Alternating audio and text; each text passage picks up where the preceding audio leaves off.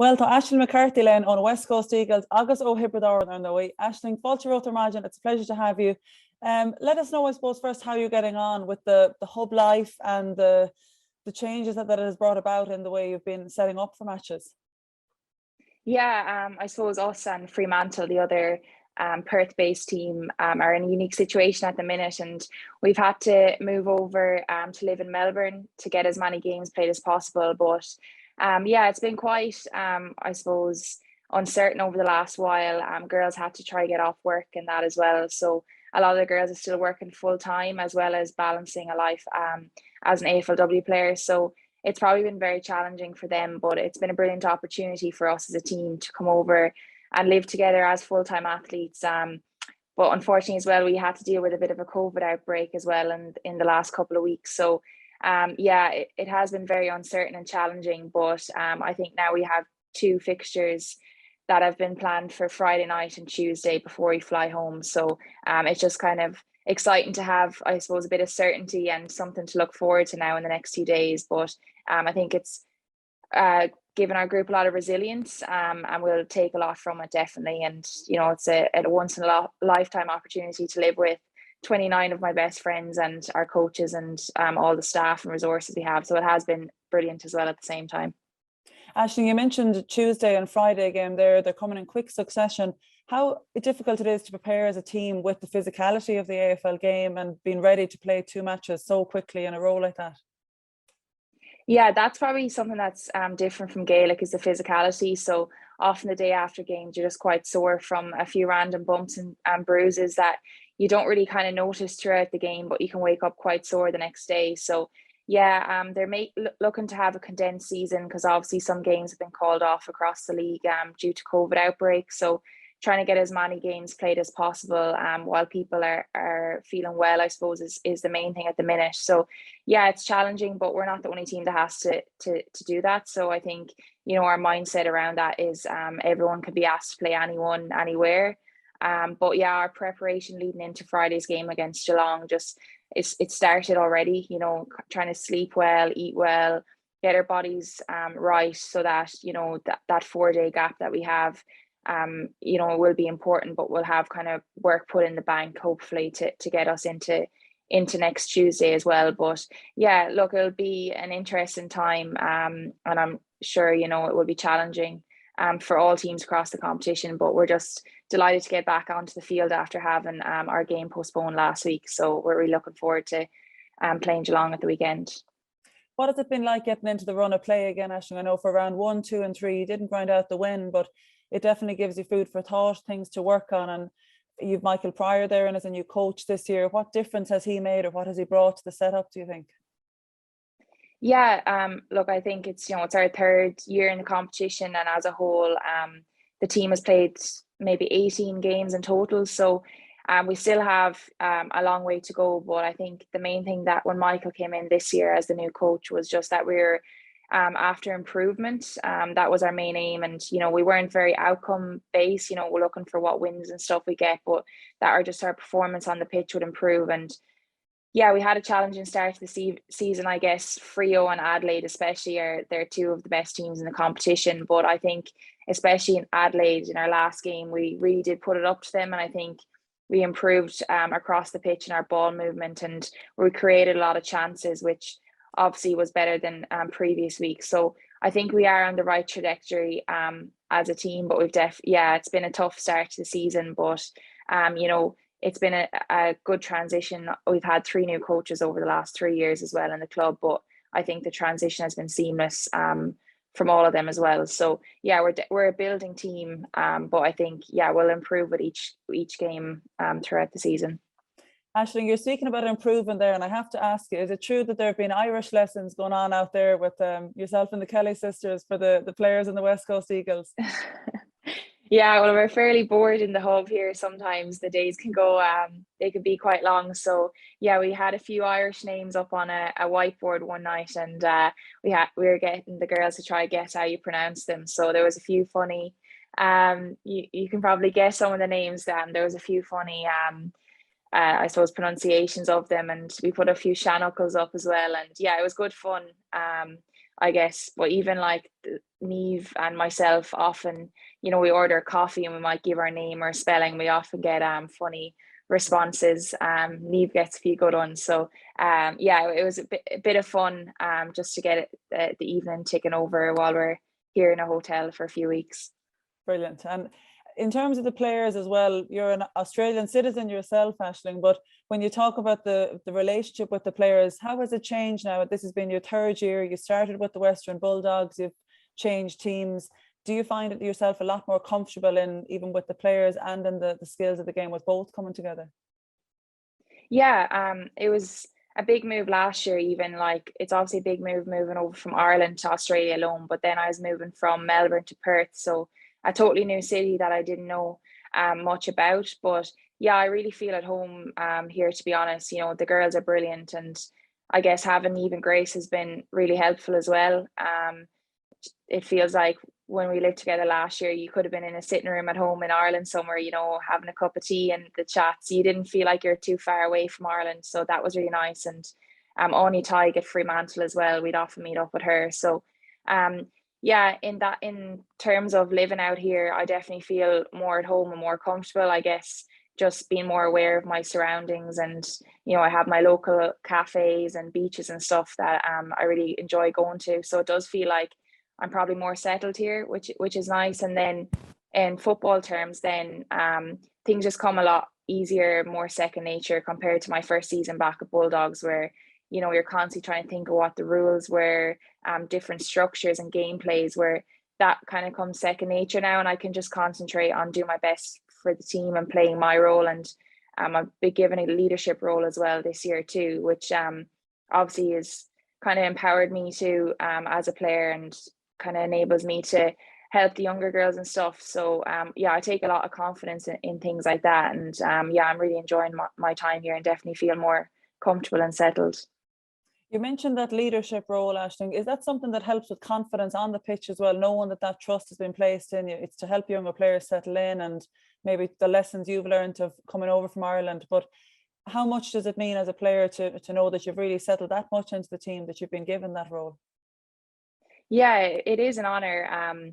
So there's 4 of us that have been chosen, and 2 of those are captain and vice captain. And I guess I probably would be a leader in just the way I play. I never give up. I work hard and things like that. I don't often say a whole pile, and we have a lot of voices in the changing room and around the field that can do that. But yeah, it was just really nice that it was my peers and my teammates that voted me into the leadership group. And yeah, it has given me confidence in my ability to speak up when it's needed, and be that kind of pathway between the players and the coaches as well. And I'm learning a lot. We do some kind of tutorials with Glenn Stewart. So he's the head of S&C in West Coast Eagles, and he's been in the All Blacks camp for a couple of weeks before as well. So I'm learning a lot about leadership in general and what it is and all the different things that involves. So I'm actually learning a lot about that, and I can take it into my career back to Gaelic and that. So it's been a really good opportunity, and it does instill a lot of confidence in me as well when I go out and play football, that I have the backing of my peers too. And Aisling, you've definitely always been learning, but when you started, you were in mostly a forward role, really, when you began 3 years ago. Are you enjoying the midfield role more? Do you feel that's where you're most comfortable and maybe most similar to Gaelic football as well? Yeah, I suppose you're in the middle of it for a lot longer. You're kind of stuck in all the action, which I enjoy. I did enjoy the forward line, but I guess you had to wait for your midfielders to win the ball and get it going your way. So often you had to have a lot of patience, and you had to kind of, any ball that you get, you had to have a big impact, I suppose, when you're up in the forwards, because you might only touch it 3 or 4 times a game, and you're expected to either set up a goal or score a goal. So there can be a lot of pressure in that. But when I'm around the ball playing the midfield, it's a lot more about that hard work and that competitive nature. And I think just my body shape in general, I'm kind of a strong girl, so I can use that as well to my advantage when I'm in the midfield as well. So yeah, I like being in the midst of it, and I think there's a lot of things that you can just do yourself to get into the game, like tackling and those little things that you can control yourself. Whereas I guess in the forward line, you kind of had to wait for everyone else to do the hard work. So yeah, I'm kind of preferring the midfield at the minute. Looking forward in the season, Aisling, what games are you most maybe catching your eye out towards in round 7, round 8, maybe coming up against the Brisbane Lions? Are they ones that you're gunning for now and hoping to get there for? Yeah, I suppose it is cliche, but we are actually taking each week as it comes at the minute, because we honestly don't know who we could be playing. Things are being postponed and changed. So at the minute, obviously, we're looking to Friday night against Geelong, and we had a good win against them last year. But they've definitely improved a lot this year. Like, they only lost to Brisbane the other night by 2 points. So that's definitely what our focus is on. But like, as you mentioned, the likes of Brisbane, even North Melbourne, like, these teams are definitely contenders for the Premiership, and what better way than to see where we're at than playing against some of the best teams in the competition. So yeah, I'm definitely looking forward to playing some of those teams hopefully later on in the competition. And I think it's penciled in to play Bulldogs as well, so that'll be an interesting one, just to come up against some of my previous teammates and really good friends of mine as well. So I'm sure that'll be a bit of fun too if we get to play them towards the end of the season. And if I'm right, Aisling, I think that on the February, the weekend of round 8 will be your birthday weekend. So you'll be meeting up with a friend with Orla Dwyer, if that comes across, with the Brisbane Lions. But is it something that's enjoyable having even Orla there from a Tipperary setup point of view as well? But even with all of the Irish girls, how you found maybe that now with 14 out there, it's created a bigger buzz, or is that something that's happened in the West Coast Eagles camp? Yeah, no, there definitely is, like, and there's a connection between all of us as well across the different teams. We definitely keep in contact with each other, see how we're all getting on, and that, which is really nice. Even last week, myself and even Grace went to a park and met Sarah, Ashton Sheridan, Aileen and Rachel Kearns, social distance obviously, but it was just nice to sit in a park and chat. And we talked about Gaelic, how we were going out here, the differences between living in Australia at home, and I think no one else kind of understands you more than those girls. So it is definitely really nice to have a lot of us spread out across the competition, and there's a few of us sprinkled out in all cities throughout Australia. So it's really nice to even just sit down and watch the games, and there's always a bit of Irish connection in it, and so you'd always be cheering on the girls and hoping that they do well. Back to the games themselves, what kind of aims have you put in front of yourself, or what's your main objective? Is it something skill based? Is it maybe with every game? I know you're taking it one game at a time, but this, in your 3rd season here now, with that experience, what are you kind of pushing on towards more? Yeah, well, I guess I obviously got injured last year and I missed a couple of games, so I was sidelined from Gaelic as well. So my main aim really was to come in and try to get as fit as possible in the pre-season, and stay injury free throughout the season, and have kind of that real run at it, which I didn't probably get to have last year. It was a bit I was in and out of games and that, so that's probably my main aim. But yeah, definitely just my midfield craft, so like body work around stoppages, so that's the ball ups and the ball gets thrown up.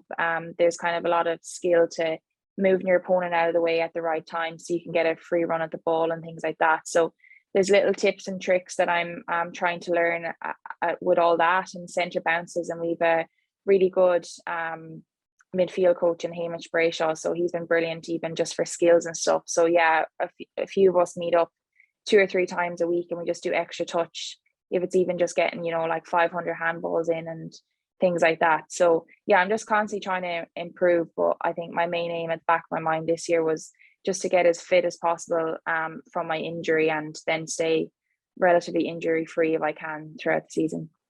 And is that something you have to focus on, Aisling, with checking in, I suppose, or extra physio sessions, or do you feel that you've fully made the comeback now to full strength? Yeah, like mindset wise, I don't think about my knee at all. But yeah, definitely just doing everything I can to keep recovered between trainings and games. So anything I can do myself, whether it's my nutrition and sleep and using the recovery boots and ice baths, and then yeah, just regularly going to the physio for treatment and massages and stuff, just to stay on top of things. So yeah, I think everyone kind of does that across the board, and obviously it'll be even more important now with the condensed fixtures coming up too.